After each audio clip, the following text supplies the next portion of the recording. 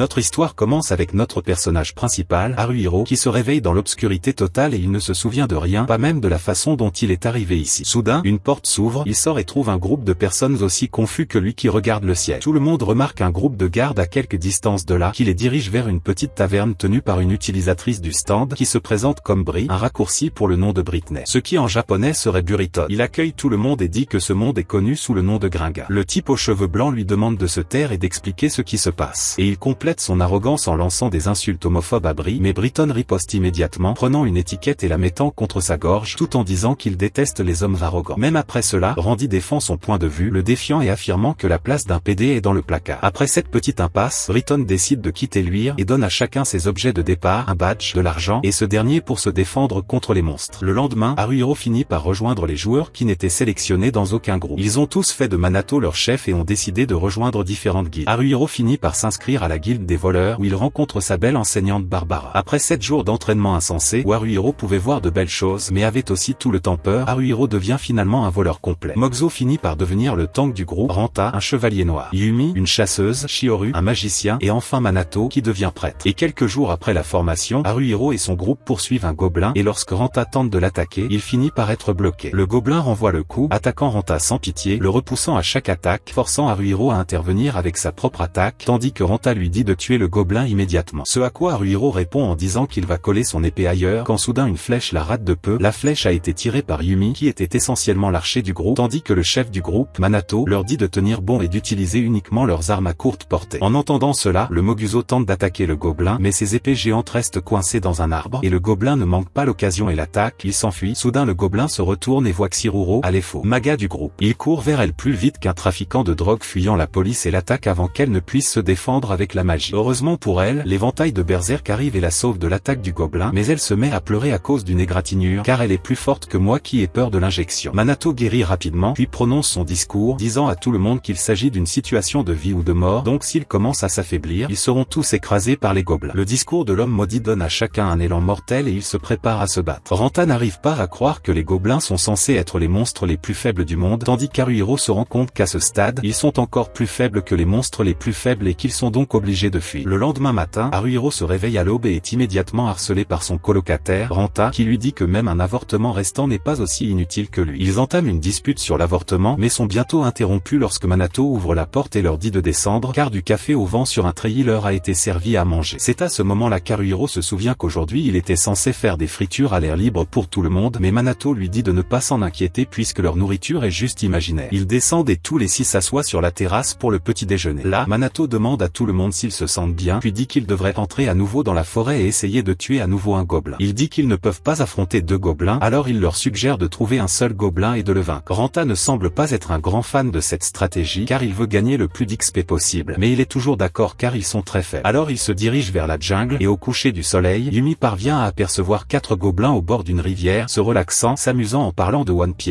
Il pense à attaquer, mais il décide que la bonne chose est de ne pas le faire. Ceci car il n'y a aucun moyen pour eux d'affronter 4 gobelins intelligents à la fois, alors ils reviennent tous pour la nuit et réessaient le lendemain. Cette nuit-là, Haruhiro s'est réveillé pour pisser et il s'est rendu compte que Manato n'était pas à la maison, alors il sort pour inspecter et le voit revenir dehors. Manato affirme qu'il est parti à la recherche de mères célibataires à 4 km de là, mais qu'il a dépensé de l'argent de cette façon uniquement parce qu'il voulait obtenir plus d'informations sur ce monde. Haruhiro lui sert ensuite du thé à l'herbe, le remercie d'avoir travaillé si dur au nom de toute l'équipe et le salue avec une poignée de main. À la fin, il passe la nuit à parler de cela sec et réalisé par Miyazaki. Le lendemain matin, ils entrent dans la forêt du ventre vide et Haruhiro aperçoit un gobelin solitaire en train de boire de l'eau et le signale à toute son équipe. Ils préparent immédiatement leurs armes et commencent à se diriger lentement vers le ruisseau où se trouve le gobelin. Il se cache dans un buisson tandis qu'Haruhiro attrape son poignard et se prépare à lancer l'attaque. Mais avant que cela n'arrive, ce maudit insecte s'avance seul vers le gobelin, l'avertissant. Haruhiro le suit alors que le gobelin commence à courir, mais Yumi tire une flèche et l'arrête, tandis que Ranta, pour une raison quelconque, se bat avec les arbres. Haruhiro finit par trébucher et tomber sur la rive de la rivière, et le gobelin ne perd pas cette occasion et l'attaque. Haruhiro esquive et tente de contre-attaquer, mais il rate et se retrouve dans une confrontation directe avec le gobelin. Il se souvient soudain de son entraînement et coupe le poignet du gobelin, ce qui ne fait que rendre le gobelin encore plus en colère. Haruhiro continue d'esquiver et de s'enfuir, tandis que Manato dit à tout le monde d'attaquer. Ranta lance immédiatement un coup puissant, mais il le rate et reçoit un coup de pied dans le dos. Et quand Gobelin essaie de l'achever, Manato le sauve. Peu de temps après, un sort est lancé avec le gobelin, mais celui qui n'est pas éplé est aveugle. Ils entourent tous la misérable créature, alors que Moxo essaie de la garder occupée, mais le gobelin recule pour être être poignardé dans le dos par Ranta. Le gobelin, réalisant qu'il ne survivra pas, se met à leur crier dessus, ce qui leur fait un peu peur, mais Ranta récupère et l'attaque à nouveau, entrant en collision avec la bête, tandis qu'Haruhiro et Yumi attaquent également, mais sont repoussés par le lutin. Cependant, Chioru essaie encore une fois et cette fois elle frappe le gobelin, mais avant qu'Haruhiro puisse en profiter, le gobelin jette son poignard vers Haruhiro qui est poignardé à l'épaule et hurle de douleur, tandis que le gobelin s'échappe et se précipite sur lui, prêt à ce qu'il meure rapidement, mais au dernier moment Haruhiro poignarde le gobelin au cou, tandis que Ranta le pousse et Moguzo lui donne un coup mortel à la tête. Tout le monde est choqué par ce qui vient de se passer. Et puis Yumi court rapidement vers Haruhiro et l'aide à sortir le poignard, et à la fin Minato le guérit rapidement. Ranta commence immédiatement à chercher quelque chose de précieux dans le corps de la créature et trouve une pièce d'argent autour de son cou quand soudain le gobelin commence à s'enfuir. Haruhiro le suit, le poignardant encore et encore pour s'assurer que cette fois il est mort. Une fois cela fait, il tombe au sol et se met à pleurer, tandis qu'Haruhiro remarque que ses mains tremblent complètement à cause de tant de violence. Ensuite, ils finissent par retourner en ville où ils vendent tout ce qu'ils ont trouvé contre de l'argent et partagent leurs actions avant de partir chacun de leur côté pour passer l'après-midi. Haruhiro décide d'explorer le marché où il voit toutes sortes de gens, même Ranta qui a l'air triste et qui mange, tandis que les autres profitent de la fin de leur journée d'une autre manière. Ce soir-là, tout le monde s'est retrouvé sur le pont et a regardé le coucher du soleil ensemble, puis est retourné au lit car ils devraient évidemment travailler à nouveau le lendemain pour trouver de la nourriture. Le lendemain matin, le tank du groupe était de nouveau là, en train de manger cette délicieuse assiette de nourriture. Et Haruhiro lui a donné des œufs, puis est sorti pour réveiller tout le monde, et Ranta, comme toujours, essaie d'offenser Yumi, l'appelant Seigneur suprême Vulnir, faisant référence au père des têtes des Dark Souls, qui lui rapporte un énorme gifle au visage. Il s'agit du Seigneur suprême Vulnir, ce type est faible, mais Dark Soul a été lancé le 24 mars 2016 et je n'ai réussi à le tuer que maintenant. Après cela, les journées ont commencé à être plus difficiles à survivre, car il commençait toujours à pleuvoir lorsqu'ils étaient dans la forêt, les obligeant à s'abriter sous des tentes. Yumi et Haruhiro s'aventurent et trouvent un feu de camp usagé et un tas d'empreintes de pas laissées par des gobelins. Haruhiro compte au moins 3 séries d'empreintes et décide de rester à l'écart pour le moment. Il retourne vers le reste de l'équipe et ils décident tous de revenir le lendemain car ils ne peuvent rien combattre sous cette pluie, ce qui signifie qu'ils n'ont pas non plus gagné un centime aujourd'hui. 3 jours passent et ils n'ont littéralement rien gagné à cause des fortes pluies. Et ils sont si pauvres qu'Haruhiro ne peut même pas se permettre une paire de sous-vêtements et il lave et réutilise la même paire encore et encore. Le lendemain, ils se rendent dans une ville voisine qui est en ruine totale. Mais la bonne nouvelle est que les gobelins ici ne sont pas très alertes, ce qui en fait une cible facile. Haruhiro sort et trouve un gobelin endormi dans une maison abandonnée et en informe le groupe et ils sortent tous pour rendre le tueur de gobelins fier. Ils prennent position et Ranta s'approche lentement d'un gobelin en lui frappant le cou en se réveillant. Le gobelin crie et tente de l'attaquer, mais Minato le frappe rapidement au visage puis à la tête, l'achevant. Ils finissent par obtenir une grande quantité d'objets de ce gobelin, ce qui remonte grandement le moral du groupe. Mais Minato dit qu'il est trop tôt pour faire la fête, car ils doivent encore rentrer sains et saufs. Après ce jour, cette ville en ruine est devenue leur lieu de prédilection, car ils rencontraient souvent des gobelins faciles à tuer, mais ils étaient parfois obligés de se battre à découvert. Ils virent également des groupes de 4 à 5 gobelins, mais il était totalement hors de question de les combattre. Ils les évitèrent donc et continuèrent à se concentrer sur les gobelins solitaires et inexpérimentés. Bientôt, ils commencèrent à accumuler du capital, et finalement Haruhiro eut assez d'argent pour acheter des sous-vêtements. Ranta et Moguzo dépensent leur argent en nourriture et rapportent même beaucoup de nourriture à la maison. Mais Minato leur dit d'arrêter de dépenser lentement, car s'ils économisent suffisamment, ils pourront acquérir de nouvelles compétences qui les aideront pendant leur combat. Ils sont tous d'accord avec ce sentiment et décident de se rendormir pour s'aventurer à nouveau le lendemain. Le lendemain matin, Minato et la fille sortent chercher les fournitures du matin, mais à leur retour, Minato décide de nourrir quelques oiseaux et remarque que la fille regarde son action avec curiosité et il lui demande si elle veut l'essayer. Mais même si elle a refusé au début, elle accepte plus tard et essaie de nourrir l'oiseau. Lorsqu'elle fait cela, l'un des pigeons finit par lui sauter dans les mains et elle trébuche et tombe de peur. Heureusement, le grand Minato finit par la sauver et on la gronde pour sa maladresse. Ce jour-là, tout le monde se dirige vers les ruines habituelles pour travailler et l'un des gobelins s'approche de Ranta pour un combat direct. Ranta lance la première attaque, mais le gobelin parvient à esquiver facilement le coup. Pendant que Ranta s'engageait dans cet affrontement, Haruhiro et Yumi se mirent en position avant qu'elle n'utilise sa nouvelle capacité appelée le slasher qui lui permet de frapper les ennemis à distance. Et profitant de cette distraction, Haruhiro court vers le gobelin et esquive son coup avant de le poignarder dans le dos, éliminant complètement ce gobelin. Ceci fait, Yumi commence à nettoyer ses armes, tandis que Ranta commence à voler le corps du gobelin. Cependant, il y a encore beaucoup d'autres gobelins dans cette zone, alors elle utilise immédiatement sa nouvelle capacité, appelée liaison d'ombre, et elle la lance sur l'un des gobelins sans méfiance, qui reste coincé sur place, pour ensuite être touché à l'épaule par Minato, qui se casse le bras, et Ranta termine le travail d'un coup rapide. Pendant ce temps, Moguzo est également impliqué dans un combat dans lequel il a tout l'avantage grâce à sa grande force. Il frappe le gobelin à la tête, avant d'utiliser son attaque spéciale, qui envoie le monstre voler contre un mur, puis Ranta lui saute dessus pour l'achever. Il récupère le butin qu'il trouve et s'assoit pour déjeuner après une chasse matinale très réussie. Désormais, tout le monde parle de la façon dont ils ont progressé en équipe, du fait qu'ils travaillent enfin en synergie pour vaincre les ennemis beaucoup plus facilement. Ils discutent même de la possibilité d'attaquer des groupes plus importants de gobelins, gobelins, comme ils sont désormais beaucoup plus expérimentés et plus forts, puis ils se lèvent finalement pour mener la chasse de l'après-midi. Mais alors que Manato mène le groupe, Haruhiro remarque soudain quelque chose qui brille et saute immédiatement vers Manato, le repoussant alors qu'une flèche le frappe à l'épaule. Haruhiro tombe au sol alors que Manato court vers lui, mais avant qu'il ne puisse le soigner, le gobelin lance une autre flèche et frappe Haruhiro à la jambe, le faisant crier de douleur. La flèche les atteint immédiatement en lieu sûr, mais à ce moment-là, ils entendent les cris des filles alors qu'un gobelin géant apparaît. Ranta court immédiatement vers lui, tandis que Moguzo est occupé comme un autre gobelin. Le Manato dit à tout le monde de battre en retraite pendant le combat, mais ils se rendent compte qu'ils sont largement en infériorité numérique et qu'ils mourront s'ils ne fuient pas bientôt. Ils se cachent dans les bâtiments et continuent de fuir jusqu'à ce qu'un certain gobelin court jusqu'au sommet d'un bâtiment et lance une flèche parfaite qui ruinera toutes les vies de ce groupe. La flèche atteint Manato, mais il continue de courir jusqu'à ce que tout le monde atteigne enfin la forêt. Tout le monde respire fort et Haruhiro remarque que Manato est un peu pâle et soudain le gars tombe au sol. Et c'est à ce moment-là qu'Haruhiro voit une flèche base dans son dos et tout le monde l'entoure rapidement et essaie de l'aider, mais Manato est le seul à savoir utiliser la magie de guérison. Il essaie de se guérir, mais il n'avait pas la chance d'avoir les raquettes de l'anime Seke. À ce moment, Haruhiro lui demande ce qu'il doit faire. Manato essaie de dire quelque chose, mais il finit par mourir d'une perte de sang excessive juste devant eux, tandis que tout le monde essaie de faire des choses inutiles pour le réanimer. N'ayant plus d'option, il l'emmène dans un temple où un prêtre pourrait utiliser la magie de guérison pour le ranimer. Mais rien qu'en regardant Manato, le vieil homme a dit qu'il ne pouvait pas l'aider car son ami est déjà mort. Ranta devient furieux et menace vieil homme. Pendant qu'Haruhiro boit, il essaie désespérément n'importe quoi pour le ranimer. Cependant, le vieil homme dit à tout le monde que rien ne peut être fait et leur conseille d'organiser des funérailles dignes de ce nom car ceux qui ne reçoivent pas un enterrement convenable deviennent des zombies. Sous le commandement de l'armée du roi démon, il demande s'ils devront incinérer Manato et le vieil homme hoche simplement la tête. Tout le monde est désespéré. Tandis qu'Haruhiro demande à l'homme si cela coûte de l'argent et malheureusement pour eux, le vieil homme dit que cela coûte une bonne somme d'argent mais s'ils ne l'ont pas, il paiera car Manato était l'un de ses meilleurs élèves. Lorsqu'il est exposé, Haruhiro lui crie dessus, disant qu'ils ont payé les funérailles de Manato. Quel qu'en soit le prix, il était votre grand ami et mérite de véritables adieux. Tout le monde pleure la mort du chef d'équipe qui était toujours calme, cool et serein et qui veillait toujours à ce que tout le monde survive quoi qu'il arrive. Finalement, après l'avoir incinéré, ils ont laissé ses cendres dans une belle vallée. Après cela, ils se sont tous allongés exactement là où ils étaient, ne sachant que faire d'autre, car c'était Manato qui faisait les plans et mettait tout en mouvement, mais sans lui, le groupe se sent sans but et complètement perdu. Et Ranta se lève finalement et leur dit qu'il part, et Haruhiro lui demande où il va, mais il répond simplement que n'importe où serait mieux, puisqu'il ne va pas rester assis ici à ruminer les morts. Ranta ne sait plus quoi faire, et Haruhiro et les autres restent assis là encore un moment, tandis qu'Haruhiro et lui-même regardent autour de eux et voient que toute l'équipe s'effondre. Ce soir-là, Haruhiro et Moguzo se rendent à la taverne la plus proche, et Ranta arrive seul à table, ils le rejoignent pour prendre quelques verres, tout en discutant de ce qu'ils doivent faire, jusqu'à ce que Ranta lui dise qu'il ne veut plus s'aventurer. Il déclare qu'il n'a ni la volonté ni la force de retourner dans la forêt et de tuer ses ennemis, alors il dit qu'il pense qu'il devrait simplement trouver un autre travail. Haruhiro essaie de lui dire qu'il doit être l'aventurier et l'explication n'existe pas. Et à cause de ses répliques, Ranta finit par exploser en criant à Haruhiro. Haruhiro ne laisse pas cela se produire à moindre coup, et les deux commencent à se crier dessus. Pendant le combat, Ranta va trop loin, disant que Haruhiro est la cause de la mort de Manato et qu'Haruhiro était le seul à prendre des flèches pour essayer de se défendre. Avant que leur combat ne puisse s'intensifier davantage, Moguzo finit par leur crier dessus tous les deux. Puis lui, qui a toujours été très calme et timide, est maintenant dans un état de colère, il dit aux deux d'arrêter de se battre, car ce qui s'est passé n'est la faute de personne. Finalement, tout le monde se calme et commence à discuter de ce qui doit être fait maintenant, et Ranta déclare qu'il ne croit pas qu'il soit capable d'avancer seul, car aucun d'entre eux n'est aussi bon que Manato. Mais Haruhiro dit qu'ils doivent continuer, car ils ont besoin d'argent pour manger et dormir. Un homme nommé Kikawa s'approche d'eux, il dit qu'il les a entendus parler de loin et leur demande comment ils vont. Il lui parle de la mort de leur ami et chef, et il se sent vraiment désolé pour eux, mais dit qu'ils doivent continuer. Cependant, ils disent qu'ils ont besoin d'un prêtre, et Kikawa déclare que les prêtres sont le centre d'un groupe et qu'ils ne devraient jamais être en première ligne, affirmant que c'est une connaissance de base et du bon sens, puisque même un monstre sait comment le faire. Éliminer le sorcier d'un groupe dès qu'il en a l'occasion. Après tout, les guérisseurs sont les membres les plus problématiques de toute l'équipe, car Kikawa déclare que dans son groupe, le prêtre est toujours protégé par deux guerriers à tout prix, ce qui fait que Moguzo se sent mal, car les Manato combattaient toujours au front ligne, comme s'il était un marchand de dégâts comme les autres. Mais Kikawa leur dit de ne pas s'inquiéter, car ce qui est fait,